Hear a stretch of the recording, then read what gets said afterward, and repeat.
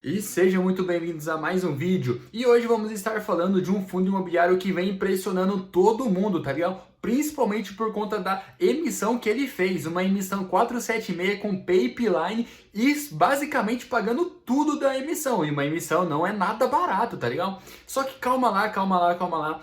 Não vamos deixar de lembrar para você se inscrever vendo esse vídeo e seguir a gente no Instagram, tá legal? Que eu vou estar deixando aqui o nomezinho na tela. Segue lá, manda uma mensagem pra gente que esse vídeo basicamente está surgindo por conta de uma enquete que a gente fez lá. E eu vou falando logo adiante. Eu já estava acompanhando a FHI há algum tempinho. Porém, dessa vez eu estou totalmente impressionado com ele, com a qualidade que ele está desenvolvendo ali ao longo do tempo. Mas sem muita demora, vamos estar começando a falar sobre ele. E para a gente pegar as informações aqui dele, da onde que a gente vai pegar, que muita gente sempre acaba me perguntando, do próprio relatório gerencial dele, tá ligado? Então eu já deixei separadinho aqui para estar colocando aqui na tela para vocês. E a gestora que é a AF Invest é uma gestora extremamente nova, porém o gestor que está ali por trás dela não é nada novo, tá ligado? É um cara que já tem bastante experiência no mercado. E lembrando que o fundo surgiu ali basicamente em abril do ano de 2021, é um fundo que tem um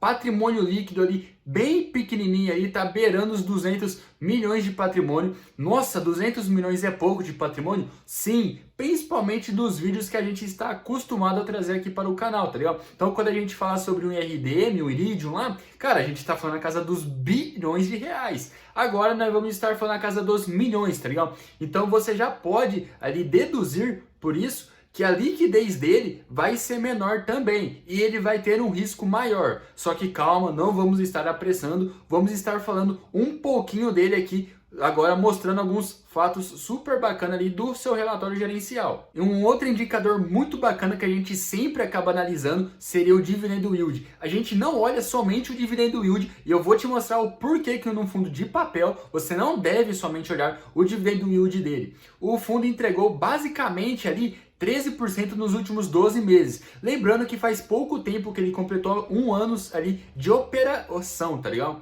E o porquê que eu falo para vocês que vocês não podem olhar somente o resultado que ele está ali entregando. Por conta disso, olha só que interessante na DRE dele. E olha só que interessante, em janeiro o resultado dele foi de 1,35, tá ligado? E ele não distribuiu tudo isso daí para os cotistas. Ele distribuiu apenas 1,30, ficando 5 centavos por cota de reserva, tá ligado? Já no mês de fevereiro, ele teve apenas R$ 1,07 de resultado, então ele não teve nenhum 1,10, porém enquanto que ele distribuiu 1,30. E o que a gente já consegue perceber nisso no fundo? O gestor ele vai tentar ao máximo manter o dividendo linear, porque uma característica ali que as pessoas não gostam que investem em fundo de papel seria basicamente que o dividendo de um fundo de papel não é nada linear, ele é bastante oscilável. E chegamos no momento que é um dos mais importantes desse vídeo, tá ligado? Que é a alocação que o fundo faz, tá ligado? Basicamente a alocação de risco dele seria entre high grade e high yield, tá ligado? Seria basicamente um high risk ali, um risco maior, seria basicamente para ter um retorno maior. E um high grade seria um risco um pouco menor, que seria para não ter grandes surpresas. Lembrando que o fundo imobiliário de papel, ele não tem valorização do seu valor patrimonial. Então o que pode acabar acontecendo? Além de ele não ter o potencial ali de valorização do patrimonial dele, ele levar um calote, tá ligado? Então isso é um dos maiores riscos do fundo de papel. Porém, o AFHI, ele mescla essa estratégia. Ele tem basicamente ali 61% em high grade, que seria mais seguro, são ativos mais seguros, e 38% em ativos de mais risco, buscando um retorno maior. E uma alocação ali por instrumento dele, a gente consegue ver que mais de 97% do patrimônio dele hoje está alocado em CRI, tá ligado? Isso é bastante interessante, porque é um fundo de CRI, é um fundo de papel que tem o objetivo de investir em CRI e está investindo em CRI. Aconteceu de vários fundos ali de papel que a gente acompanhava, como o DEV, Equitare, eles começarem a simplesmente a comprarem outros fundos, tá legal? Então isso não está acontecendo no caso do FHI. Lembrando que ele também está com um pouquinho de caixa ali, mas pouca coisa. E a alocação por indexador dele seria basicamente entre IPCA e CDI. E o porquê do CDI? Basicamente, a Selic ela está aumentando para fazer com que o IPCA diminua no Brasil. Por mais que a Selic venha aumentando desde o ano passado, ele não conseguiu fazer frear totalmente o IPCA. Então o que acontece? Provavelmente vai ter mais aumento da Selic, fazendo que o IPCA abaixe, force ele descer. Lembrando que o CDI e o título ali do governo, que seria remunerado ali de acordo com a Selic, eles pagam muito próximo. Então, se você tem um indexador atrelado à Selic, você vai ter basicamente um indexador atrelado ao CDI. O CDI e a Selic ficam muito próximos. Então, por isso que o gestor está fazendo ali aquela mesclagem, colocando o CDI.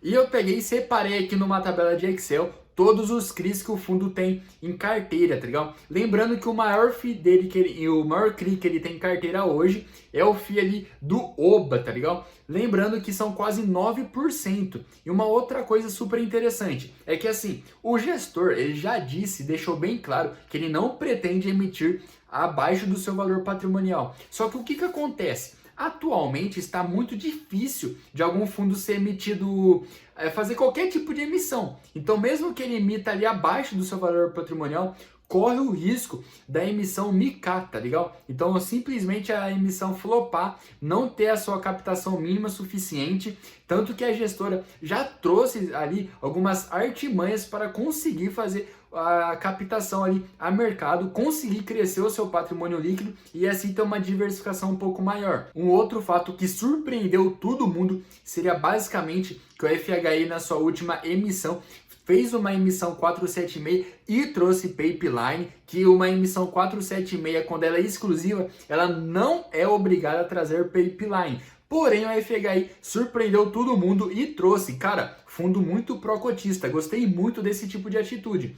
Então a gestora desembolsou do próprio bolso a grana para se fazer a emissão. Até hoje não vi nenhuma outra gestora fazer esse tipo de coisa. Espero que eles continuem fazendo isso ou então procurando pagar o mínimo possível, porque quando o cotista ele paga uma subscrição e tem uma taxa muito alta, esse retorno não vai voltar para o cotista. Então tem diversos fundos que emitem com valores absurdos e esse não é o caso do FHI, tá ligado? O FHI surpreendeu muita gente por esse tipo de atitude. E as vantagens do FHI seria basicamente a emissão que ele fez foi absurda, foi basicamente um tapa na cara ali de todo mundo que gosta de fundo imobiliário, falando que tem como se emitir, fazer emissão barata, ou então que a gestora até pode cobrir esses custos. Até hoje nunca tinha visto nada parecido. O segundo ponto que ele é um fundo middle risk, ali, um risco médio, então ele não é nem muito seguro e nem muito arriscado, o que acaba trazendo uma segurança extrema para os cotistas.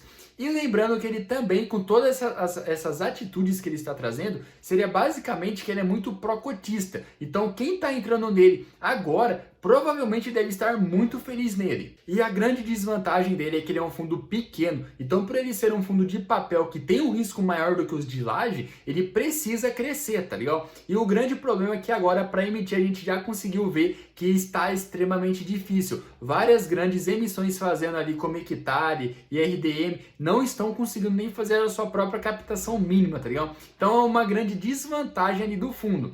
Uma outra coisa é a liquidez. Como ele é um fundo pequeno, ele não tem uma liquidez muito grande. E o fundo ele não tem um histórico muito grande, o que acaba sendo bastante triste ali, que a gente não consegue ver como que a gestora já se comportou no passado. Então é isso aí, se vocês gostaram, não deixe de se inscrever e até a próxima.